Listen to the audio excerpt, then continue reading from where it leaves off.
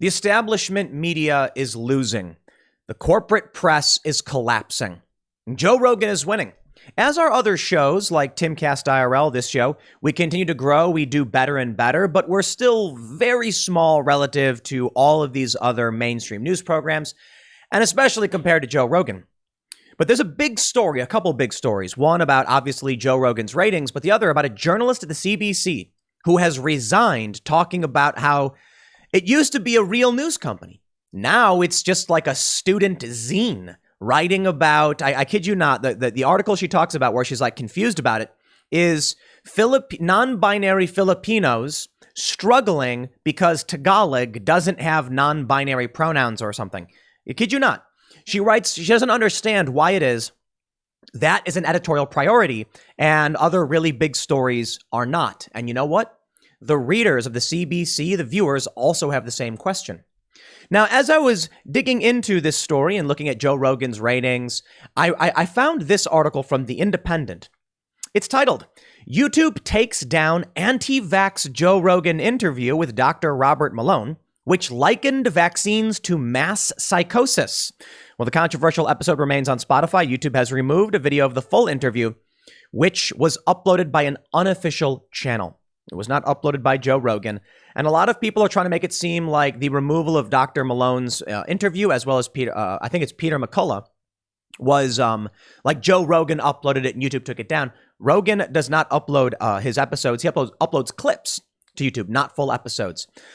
But I saw this headline and it really breaks down for you exactly what this journalist from the CBC is saying. And it really, I guess, helps us understand why it's not just about Joe Rogan.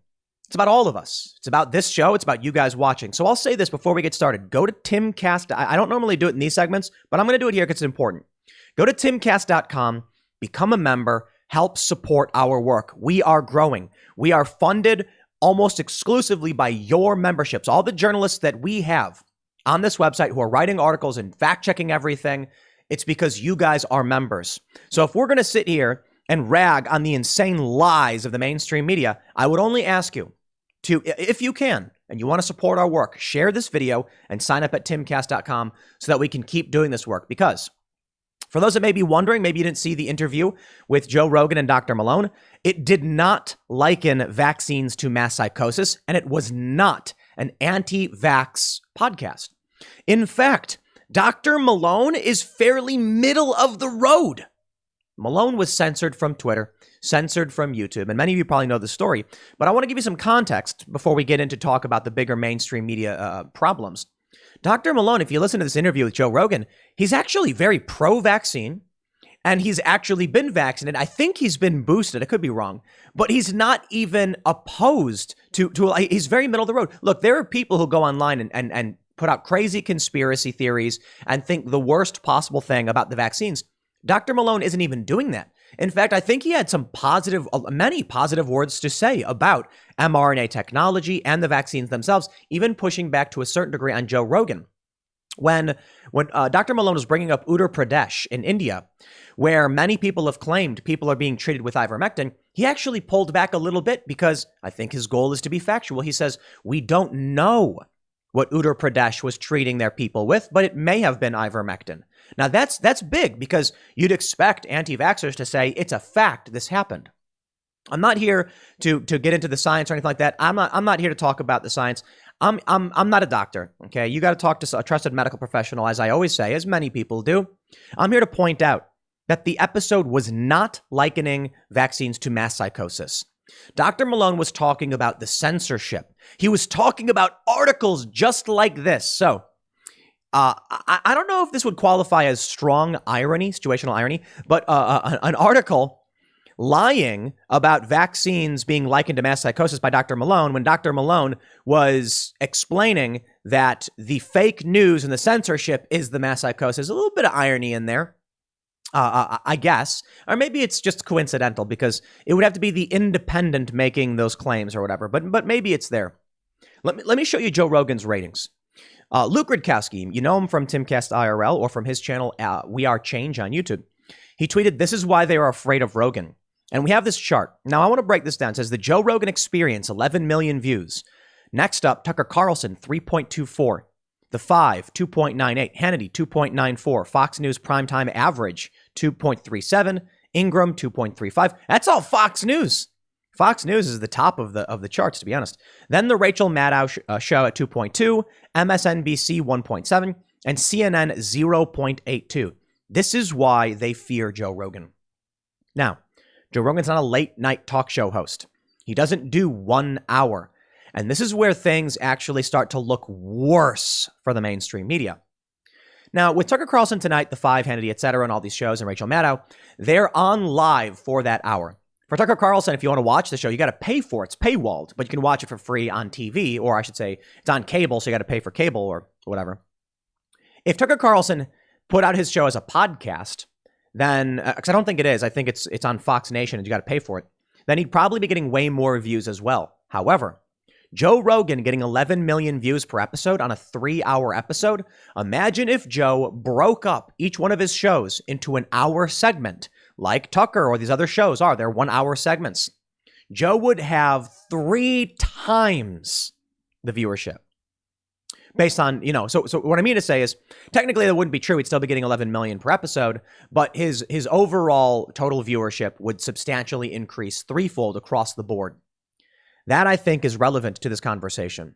Joe Rogan is the mainstream media. So I want to give a shout out to all of those independent, the news articles that want to lie about Joe.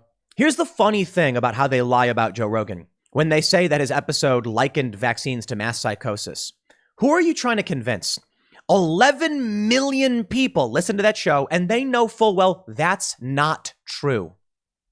Joe is absolutely obliterating these mainstream media outlets.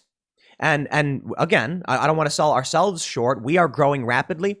We've got, I think, 32 employees now. We're growing. The more you guys sign up and support our work, the more we grow. And I'd love to see Joe expand beyond just his one show. This is one of the things that really worries me about this. Now, let me go back in time. A lot of the growth I've had with Timcast, my channel, and the website is thanks, in part, to Joe Rogan. It depends on how you view it. Joe had me on his show when I had only, I think, like 300,000 subscribers, and then it immediately boosted me up to several 100,000, 600 or so, 800, like between two channels, and that really did help me. Joe had me on a couple times. I went on with Jack Dorsey, and that was a big boost for my career, which allowed me to continue to grow and expand. Joe's not doing the same thing. He doesn't have to. And I'm not saying this as a dig or anything. Joe is a comedian. He's an MMA commentator, and he does a talk show. Fantastic. But he's not launching a news show. He's not launching a news website. He's not taking his values and creating a larger base around that. And again, he doesn't have to. I want to do that. That's what I want to do. That's what we need to do. So while Timcast may be nowhere near as big as the Joe Rogan Experience, I think our daily average is slightly less than CNN. We get around 800,000 views on Timcast IRL alone. Well, to be fair, the whole show network, we're getting, I think like 2 or 3 million per day across all platforms, which is good, but it's not the same as like a single show, right? So we're growing. I want to make sure we can produce more news, hire more journalists, and counter the lies in the mainstream media, which means Joe Rogan, how much longer can he carry on this show? How much longer will these views last? Because eventually he's going to slow down. Maybe it might not be for another 30 years. I mean, dude could end up very old hosting a show, and Larry King was pretty old. I think he's still doing shows. But if Joe's not expanding beyond his footprint, then we need to make sure that we are pursuing that message, this kind of thinking that Joe is spearheading, and build something more out of it. So I think we're doing that here at Timcast, but let me show you this article. Speaking Freely, Lean Out with Tara Henley. Tara Henley was a CBC journalist who quit, and she breaks down exactly why she did. Because the media companies are going insane. And I'll stress this point. People listen to Joe Rogan because he's relatable, he's a regular guy, he's honest, he speaks logic. When he talks about what's going on with his treatment and COVID and all that stuff, what he says makes sense. What the Independent says is an obvious lie or opinion. How about that? This is what it's like in the mainstream media. Tara Henley writes why I resigned from the Canadian Broadcasting Corporation. She says, for months now, I've been getting complaints about the Canadian Broadcasting Corporation. where I've worked as a TV and radio producer and occasional on-air columnist for much of this past decade. People want to know why, for example, non-binary Filipinos concerned about a lack of LGBT terms in Tagalog is an editorial priority for the CBC. Tagalog, of course, for those that are familiar, I think it's the most common language among Filipinos, though they do speak many other languages. When local issues of broad concern go unreported, or why our pop culture radio show's coverage of the Dave Chappelle Netflix special failed to include any of the legions of fans or comics that did not find it offensive, or why exactly taxpayers should be funding articles that scold Canadians for using words such as brainstorm and lame. When I started at the National Public Broadcaster in 2013, the network produced some of the best journalism in the country. By the time I resigned last month, it embodied some of the worst trends in mainstream media. In a short period of time, the CBC went from being a trusted source of news to churning out clickbait that reads like a parody of the student press. Wow. Tara Henley, absolutely bravo on that quip. It reads like a parody, not even the student press. No, mind you, a parody of one. All right. Now look at this story from CBC. How non-binary Filipinos reconcile their identities with their language's lack of LGBT terms. You want to talk about colonization? How about white liberal ideology rooted in a Germanic language complaining about how other languages aren't beholden to Germanic syntax? Okay, this is the craziest thing ever.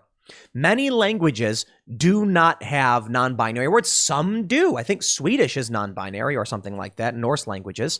But English, we have she and her, and he and his, and him and whatever, hers. And apparently, because of this, it's not even the most gendered language. White progressives want other languages to adopt non-binary terminology. Isn't that colonization? Shouldn't Tagalog be allowed to stand as its own language? Well, they actually wrote this article. And I got to say, I got no issue with this article, and I have no issue with the perspective of these individuals who are speaking about these issues. However, if this is displacing very important news, then people are going to be asking, what is going on at the CBC? Tara goes on to say, those of us on the inside know just how swiftly and how dramatically the politics of the public broadcaster have shifted. It used to be that I was one of the furthest to the left in any newsroom, occasionally causing strain in story meetings with my views on issues like the housing crisis. I am now easily the most conservative, frequently sparking tension by questioning identity politics. This happened in the span of about 18 months. My own politics did not change. Hey, I think we all know exactly how that goes. Many of you probably were center-left libertarian types who now consider yourselves to be conservatives, even though you're not conservative. But when they convince you you're conservative, then traditional conservatives get booted out, and then the far left can say, if you're on the left and you're liberal, then you believe in socialism. No. If we're looking at the political compass, with far left being negative 100 and far right being positive 100. And I don't mean that in a negative or positive way. I'll just say, we'll say it in scale. You know what? We'll do this. You have team B and team 1 or whatever. If on the left, you reach the furthest point of the left economic scale, you are a socialist. Complete controlled economics. The further right you go on the economic scale, you end up with totally free open markets and free enterprise. Now, if you're on the left, you favor slightly more cooperative systems than competitive systems. There are a lot of people on the right who don't like this terminology, but I think it's one of the easiest way to explain it. A competitive system is not adversarial. It's not enemies. It's like two guys provide contracting services, and then people get to choose which one is the best. They're competing for business. A cooperative system is you have one group of contractors, they all work together, and you go to them and they try and sort it out. In some ways, left communal cooperative systems make sense. In many ways, they don't. If you are far left, then you are probably a communist. So, or socialist. For her, which is my own politics didn't change, she's probably been center left for a long time. And now leftists in the mainstream are dominating the conversation. They are cultural leftists and economic leftists. For most of us, we're like cultural center left and economic center left. For that, we are to the right of these extremists in the establishment and the mainstream media, and they'll call us all right-wing. But do not call yourself a conservative unless you're actually a conservative. And you can talk to real conservatives. They have very different opinions from liberals. The problem is that the cult has just shattered what it means to be left and right. The fact remains that on the political spectrum, I am on the left. However, the way they use the left, the cult, it just basically means, are you in the tribe, in their cult, or are you a deviant? It doesn't actually mean left cultural or economics. It doesn't mean right cultural or economics, which means their whole view of left and right is meaningless. To them, Hassan Piker of, Hassan the Hun, when he says the government should be allowed to mandate ID requirements and proof you've been administered a private product from a massive multinational pharmaceutical corporation, he says that's left wing. That's not left wing. The people on the left, that is not left wing. The lucrative merger of corporation and state is not left wing. It is authoritarianism. But sure, fine, call yourself whatever you want. I suppose if you completely nationalize those systems and then force people, you're an authoritarian leftist. I suppose you can be that, I guess. She goes on to say, to work at the CBC in the current climate is to embrace cognitive dissonance and to abandon journalistic integrity. It is to sign on enthusiastically to a radical political agenda that originated on Ivy League campuses in the United States and spread through American social media platforms that monetize outrage and stoke societal divisions. It is to pretend that the woke worldview is near universal, even if it is far from popular and those you know and speak to and interview and read. Yeah, wokeness is not popular, but they've infiltrated enough seats of power that, well, they're gaining more and more power, and it's starting to appear like there is some popularity among people who hold this worldview, and it's just not true. We've seen the data. I've covered it for years. I think 2018, it was 8% of the U.S. 8. Now, if that number has grown, it has certainly not grown by that much in the span of a few years, but it may be growing quickly. But what, 10, 12%? Still the overwhelming minority. The issue is it's not about wokeness. It's about the cult. And there are many people who dance behind Joe Biden cheering, even though the guy can't even speak properly. But it's because they're in a cult. And the way you keep someone in the cult is you don't give them access to information. You love bomb them. You tell them, you're right. You're so great. We love you. Don't listen. Don't listen.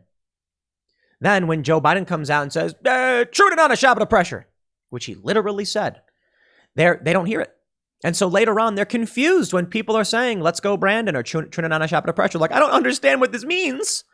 Just plug your ears. Don't listen. It'll break you out of the cult. She goes on to say, to work at the CBC now is to accept the idea that race is the most significant thing about a person, and that some races are more relevant to the public conversation than others. It is, in my newsroom, to fill out a racial profile form for every guest you book. To actively book more people of some races and less of others.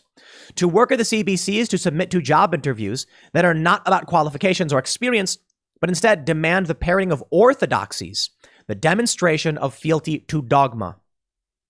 This is beyond the mainstream media. It's beyond Joe Rogan. It's beyond this channel. It's beyond your support for the work we do at Timcast. This is the infiltration of Marxism. Now, I know there may be some people saying that's ridiculous. Let me give you the simple layman general understanding. Marx viewed the world through oppressed and oppressor. That's the general Marxist ideology. It's a lot more complicated than I know.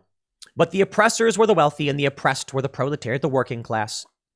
Kimberly Crenshaw and other thought leaders in critical race theory took critical theory, which is what the Marxist philosophy was called, among other ideas. I know it's more complicated than that. And she said that it doesn't take into account race. So critical race theory was to take the same structure of oppressed versus oppressor, but apply it to people's races. This is Marxism. The Frankfurt School, it is called cultural Marxism, but now apparently cultural Marxism has become a conspiracy theory. I don't know what that means. That's literally what it's called, okay? Cultural issues related to the idea of Marxism. Marxist thought originally being economic, and then applying it to cultural issues would be cultural Marxism. So whatever. What we have now in the United States is that there is a growing sect of religious zealots. It's a cult. There's no theism behind it, but they adhere to it very strictly as if it was a religion. There are many people who march in lockstep with the tribe. You need to wake up from this. You need to speak up about this, because what we're seeing now, and look, Tara Henley, when she quits, risking her life, her livelihood. I don't want to make it like she's going to die. I mean, like her livelihood, her standard of living. She's putting it on the line. Everyone needs to stand up, speak up, and say no to the cult now or forever hold your peace. Maybe it'll happen. But people seem to think voting is their way out. I don't think that voting is a guaranteed way out. I don't. I do think that it is what we need to be doing right now, voting in your local elections and in your primaries, because it is the best path forward. With all these Democrats retiring, I think we may be looking at something substantive, which may come, I've long said, cold civil war, but let's just put it this way. If the Republicans get primaried and we get a wave of populists and then they win the House and the Senate, it might actually avert all of this conflict and crisis. Regular Americans might finally say, I'm mad as hell. I'm not going to take it anymore. Enough. And that could be the end of it. For the time being, we have a mainstream media apparatus that is struggling, that is failing. Good. If you want to help us challenge the lies from the mainstream media, go to timcast.com, become a member.